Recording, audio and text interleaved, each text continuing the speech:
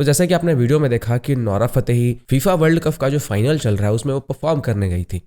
और वहाँ पे वो डांस करती है। अपने जो सॉन्ग है जैसे कि उनका जो साकी साकी गाना है और एक दो और गाने हैं उसके ऊपर वो परफॉर्म करती है, डांस करती है और हमारे इंडिया को रिप्रेजेंट करती है। और ये अपने वीडियो में भी उनके सुना होगा कि वो कह रही हैं कि फीफा वर्ल्ड कप में भले इंडिया जो है वो इंटर नहीं कर पाया एज अ खेलने के लिए एज अ टीम,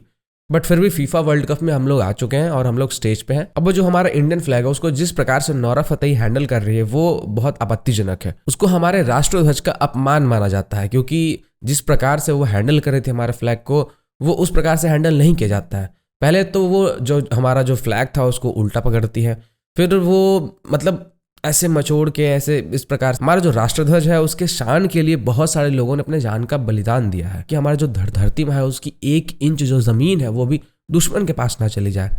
लोग हमारी रक्षा के लिए, हमारे देश की रक्षा के लिए, हमारे ध्वज की रक्षा के लिए अपने प्राण का बलिदान देने में भी हिचकते नहीं है। बट यहाँ पे ये जो पूरा मुद्दा है इसमें मेरा जो ओपिनियन है वो थोड़ा सा अलग हो सकता है जैसा आप लोग सोच रहे होंगे या जो आपका ओपिनियन होगा। वैसे मैं आप सबके ओपिनियन भी जानना चाहूँगा, आप लोग कमेंट करके बताइएगा, बट मेरा जो ओपिनियन है वो मैं आपके सामने रखना चाहूँगा। जिस प्रकार से नोरा फतेही ने हमारे इंटरनेशनल फ्लैग को हैंडल किया वो ऑब्वियसली आपत्तिजनक है, उस प्रकार से उनको नहीं करना चाहिए था।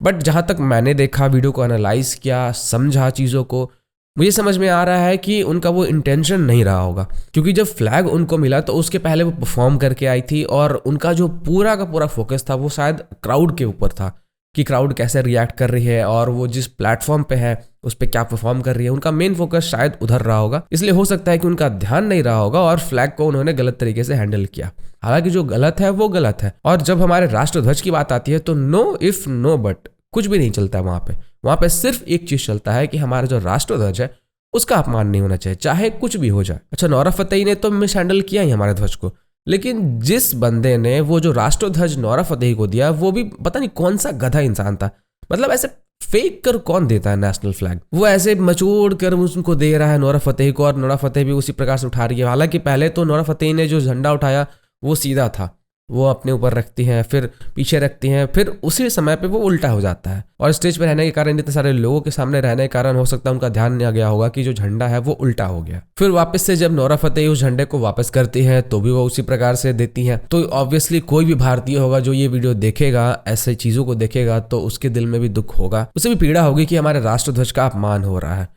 लेकिन अगर दूसरी तरफ देखा जाए तो नोरा फतेही हमारे देश को रिप्रेजेंट कर रही थी, तो इस चीज़ को भी नेग्लेक्ट नहीं किया जा सकता है कि वो हमारे देश को रिप्रेजेंट कर रही है, हमारे देश का नाम रोशन कर रही है।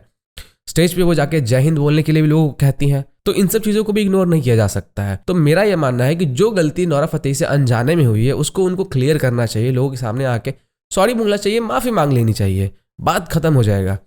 नहीं तो ये जो मुद्दा है ये इसमें बहुत सारे लोग आएंगे, फिर अलग अलग चीज़ें कही जाएंगी, फिर ये जो पूरा मुद्दा है वो बहुत ज़्यादा बड़ा हो जाएगा, फिर इसके ऊपर राजनीति होने लगेगी और बाद में जो प्रॉब्लम का शिकार होंगी वो नोरा फतेही होंगी।